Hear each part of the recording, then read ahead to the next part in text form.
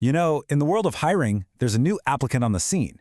And on paper, they're perfect. The resume is flawless, they absolutely nail the interview, they seem like the dream candidate.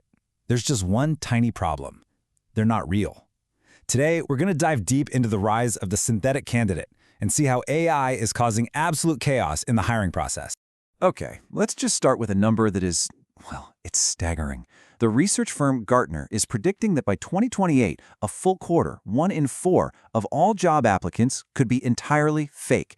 And we're not talking about slightly beefed up resumes here. We're talking completely fraudulent identities cooked up by AI. This isn't some far-off sci-fi problem. It's happening now, and it's fundamentally changing the entire job market. And this quote right here, it just hits the nail on the head. It gets to the very heart of the issue, which is a total breakdown of trust. In our remote-first world, that basic assumption that the person you see on your screen is the person you're actually hiring, well, that guarantee is just gone. It's a new reality, and it's forcing everyone, from companies to genuine job seekers, to question absolutely everything. So, that brings us right to our first section. To really get a handle on this threat, we have to completely redefine what a fake applicant even is. I mean, this goes so far beyond someone just lying about their GPA in college. We are talking about an entirely new class of deception. So, let's break down this term synthetic candidate.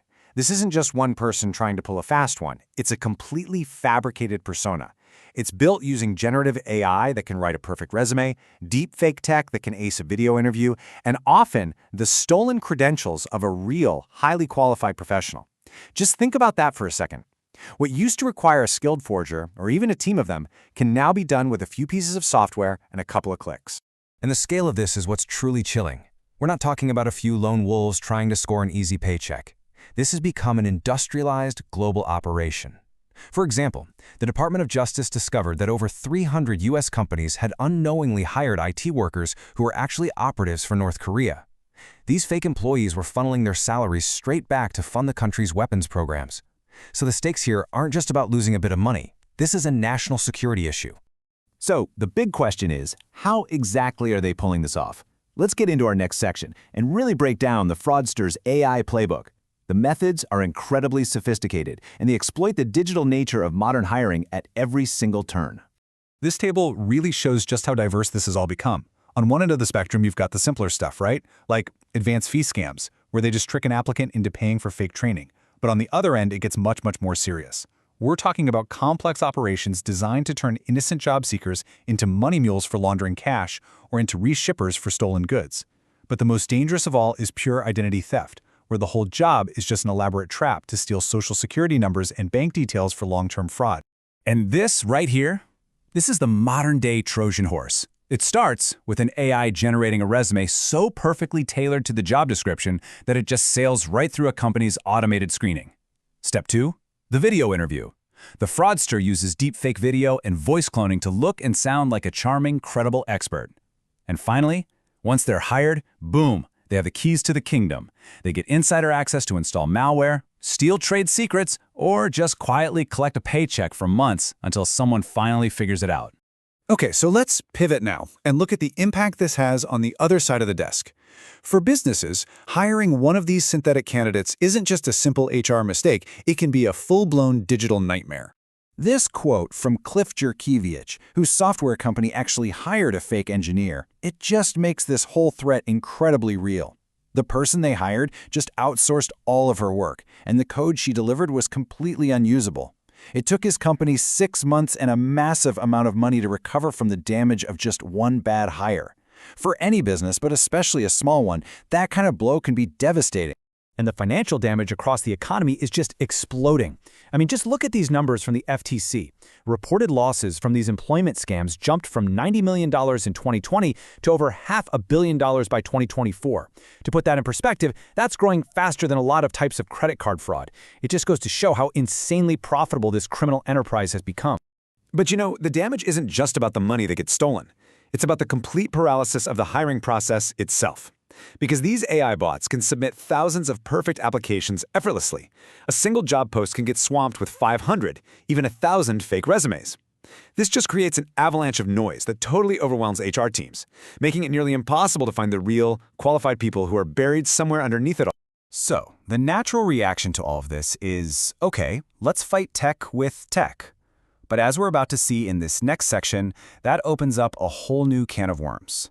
Let's talk about the dangers of detection. And that really is the million-dollar question, isn't it?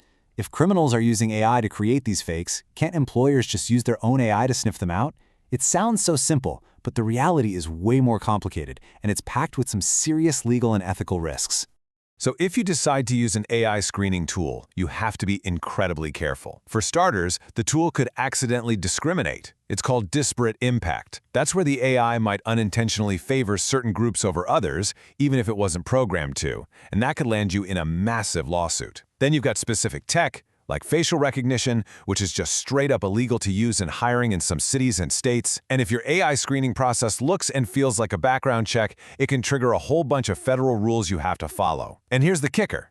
You can't just blame the software company. If their tool causes a problem, it's your company that can be held liable. It's a total legal minefield. Okay, we've laid out the problem, the methods, the risks. Now for the most important part, your ultimate defense guide. We've got clear, actionable strategies here for both employers and for job seekers. All right, if you only remember one thing from this entire explainer, please let it be this slide. The single biggest red flag is all about timing. A legit company will only ask for your social security number or bank info after you have a formal, signed job offer. Scammers, on the other hand, demand that stuff up front, or they'll ask you to pay for things like training or equipment. This is the brightest of all red lines. For employers, your defense has to be multi-layered. First, train your team to spot those weird behavioral red flags. In a video interview, try the hand wave test. Just ask the candidate to wave their hand in front of their face. It sounds silly, but it's a simple move that can often cause a deepfake to glitch out. Get creative, too. Put little Easter eggs in your job descriptions, like a totally nonsensical requirement, to see if an AI bot just mindlessly copies and pastes it into the resume. And finally, when you do hire someone, use zero trust principles. On day one, give them the absolute bare minimum system access they need to do their job and nothing more.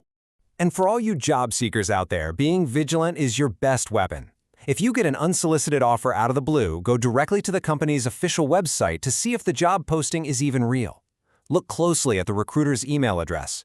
A real recruiter from a big company isn't going to be using a generic Gmail account. And please, never, ever pay for a job. A real company will always cover the cost of equipment and background checks. And above all else, just trust your gut. If it feels too good to be true, it almost always is. So, as we wrap this up, we're really left with a much bigger question. The rise of the synthetic candidate isn't just a threat to our bank accounts or to a company's bottom line. It's a threat to the very idea of trust in our digital lives. As AI keeps blurring that line between what's real and what's fake, the defining challenge for all of us is going to be figuring out how do we verify, how do we connect, and ultimately, how do we rebuild that trust from the ground up.